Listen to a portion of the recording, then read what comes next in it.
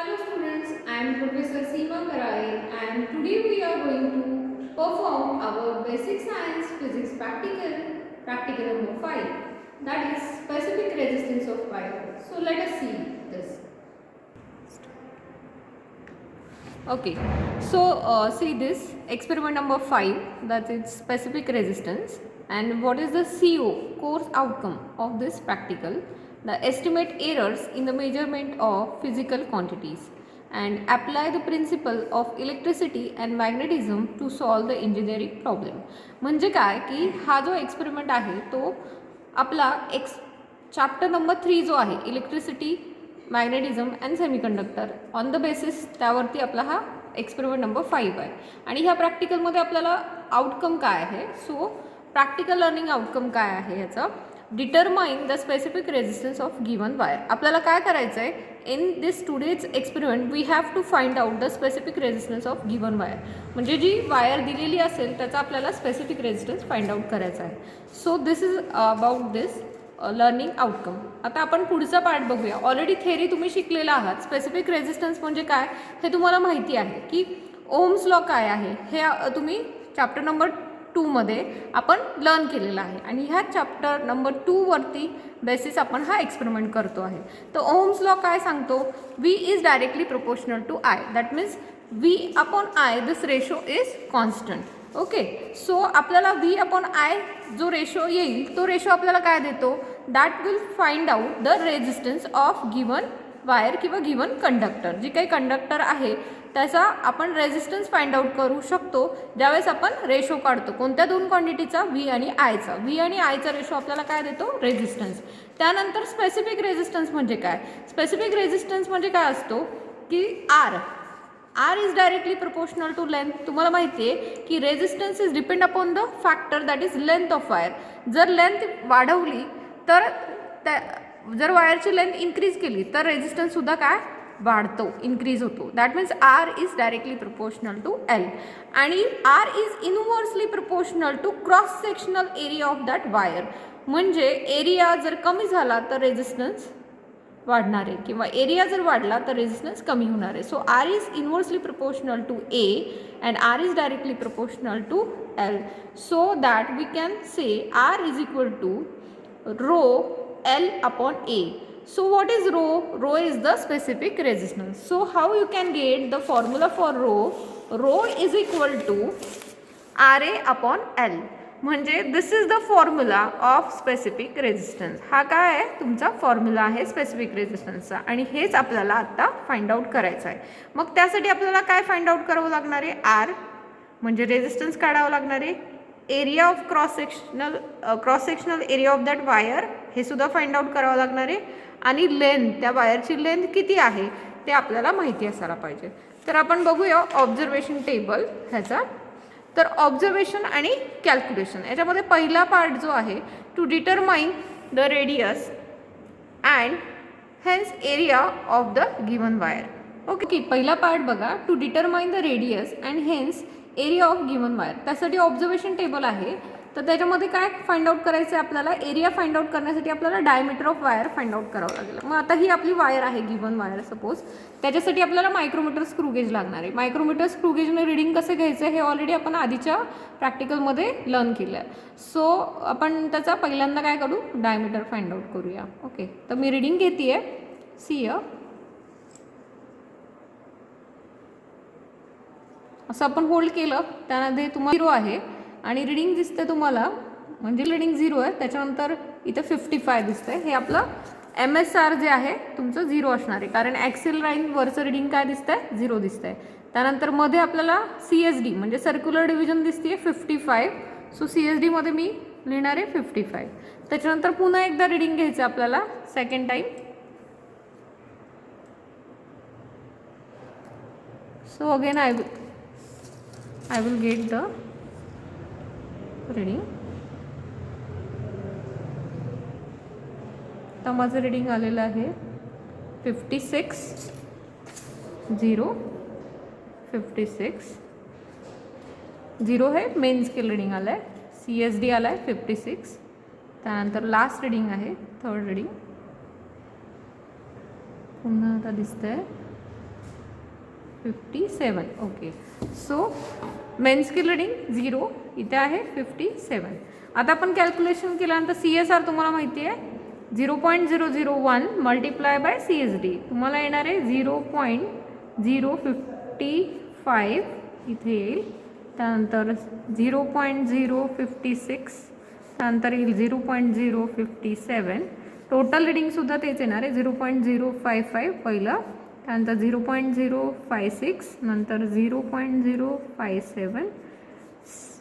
Correct reading म्हणजे त्यामधला error आपल्याला फाइंड आउट करावा लागेल. ह्यामध्ये एरर किती आहे तर इथं बघितलं तर निगेटिव्ह एरर आहे आणि इथं 10 आहे, 10 म्हणजे पॉझिटिव्ह एरर आहे. तर इथे 0 हा बिलो ॲक्सियल लाईन आहे म्हणजे कोणता एरर, पॉझिटिव्ह एरर. आणि इथं CSD coinciding division multiply by least count, CSD 10 आहे आणि लिस्ट काउंटने मल्टिप्लाय केलं तर किती येणार आहे 0.0.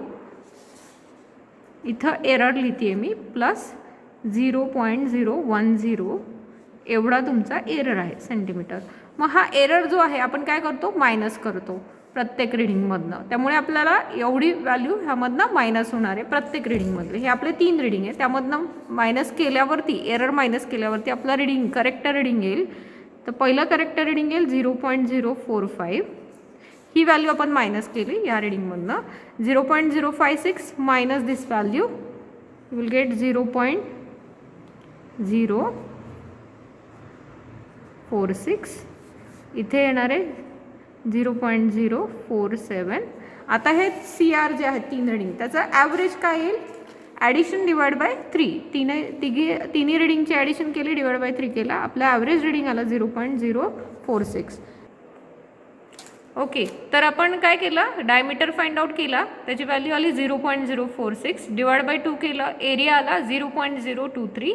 त्यानंतर आपण एरियाचा फॉर्म्युला माहिती आहे πr². त्यामध्ये आपण ही व्हॅल्यू पुट केली रेडियसची. त्यामध्ये आपलं कॅल्क्युलेशन करून कॅल्सीने तुमचा आन्सर आला आहे 0.0166 सेंटीमीटर स्क्वेअर. हा तुमचा एरिया आला आहे. आता आपल्याला पहिला पार्ट कंप्लीट झाला आहे. आता आपण दुसऱ्या पार्टकडे जाऊया, ऑब्झर्वेशन टेबल नंबर 2. त्यासाठी आपल्याला काय लागणार आहे, to determine the specific resistance of wire. त्यासाठी आपल्याला काय काय काढायचं आहे.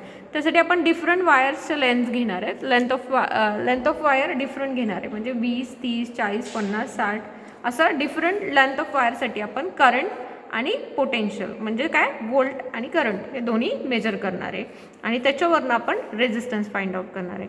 तर ह्या ऑलरेडी मी ह्या वायर्स घेतलेल्या तुम्हाला इथे दिसत असतील. ह्या वेगवेगळ्या लेंथच्या आहेत. आपण स्टार्ट कुठून करणार आहे, 20, 30, 40, 50, 60. Okay, like this. So will start to our observation table number 2. तर आपण सर्किटकडे जाऊया आपल्या. ओके, त्यासाठी आपल्याला सर्किट अरेंजमेंट बघायला लागणार आहे. सर्किट अरेंजमेंटमध्ये बघा, इथं बॅटरी आहे, बॅटरी एलिमिनेटर म्हणजे हा पॉवर सप्लाय आहे. पॉवर सप्लायचं हे पॉझिटिव्ह इनपुट आहे, हे निगेटिव्ह टर्मिनल आहे, हे पॉझिटिव्ह टर्मिनल आहे. आणि इथं आपण डिफरंट व्होल्टेज देऊ शकतो, 2, 4, 6, 8, 10 आणि 12 असं 12 व्होल्टची पॉवर सप्लाय आहे. हा रिओस्टॅट आहे. त्यानंतर हा व्होल्ट मीटर आणि हा करंट मीटर. हा जो मल्टीमीटर आहे it acts as a voltmeter आणि हा multimeter it acts as a ammeter. आता आपल्याला कनेक्शन बघायचं आहे. कनेक्शन बघा, negative terminal is connected to negative terminal of battery, positive terminal is connected to positive terminal. म्हणजे इथं हे जे तुम्हाला स्विच बोर्ड दिसतं आहे त्यावरती आपण जे पॉझिटिव्ह जिथं आहे तिथे पॉझिटिव्हला कनेक्ट केलं आहे, निगेटिव्हला कनेक्ट केलं आहे. हे पॉवर सप्लायचं कनेक्शन. त्यानंतर इथे बघा, इथे तुम्हाला conducting wire of resistance R म्हणजे इथं हे जे येलो कलरचे 2 नॉब दिसत आहेत तिथं आपण काय करणार आहे, वायर कनेक्ट करणार आहे जिचा आपण रेजिस्टन्स फाइंड आउट करणार आहे. मग ही आपण पहिल्यांदा 20 लेंथची वायर घेतली आणि ती इथं आपण काय केली, कनेक्ट केली.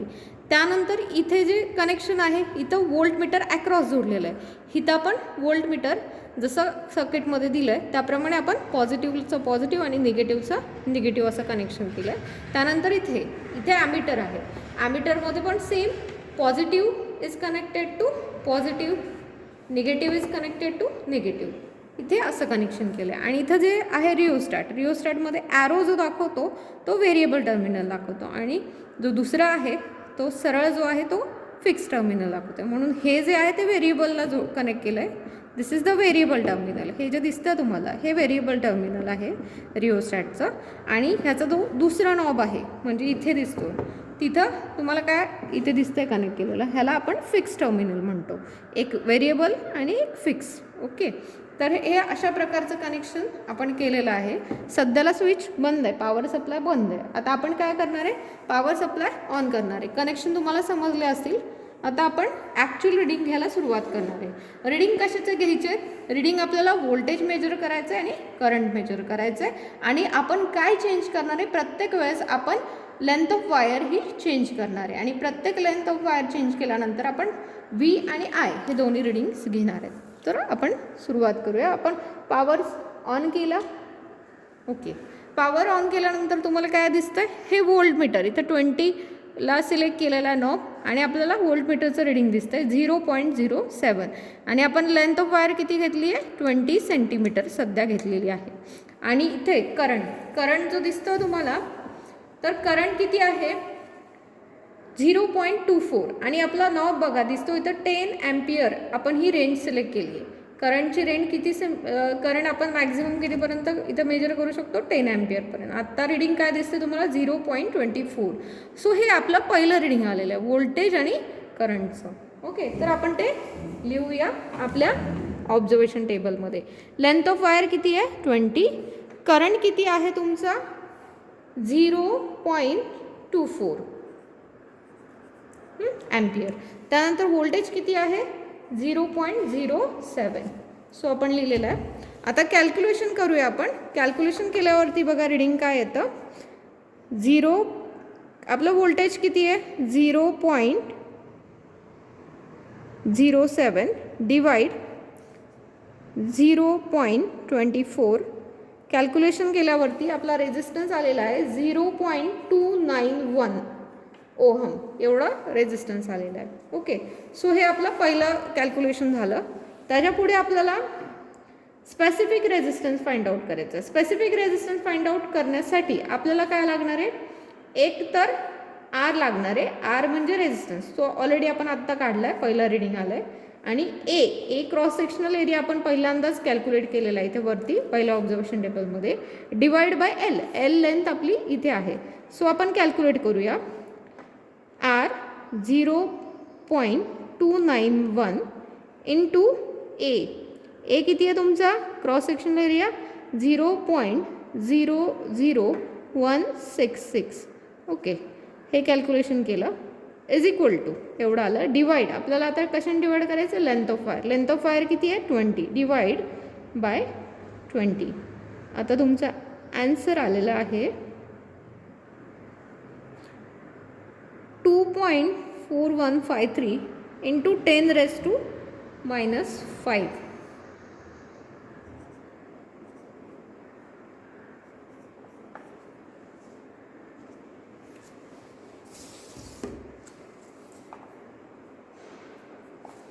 सो हे पहिलं कॅल्क्युलेशन आलं आहे.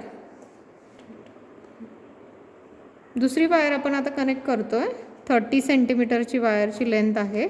आपण इथे कनेक्ट करतो आहे त्याला. आणि आता आपण व्होल्ट आणि कशाचं रिडिंग घेणार आहे, करंटचं रिडिंग घेणार आहे. सो पाहूया आपण आता रिडिंग काय येतं आपलं. ओके, तर हे आपण चेंज केलं. आता बघा लेंथ आपण चेंज केली 30 इन्क्रीज केली आहे. तर आपलं रिडिंग काय बदललं आहे का बघूया. पहिलं रिडिंग आलं होतं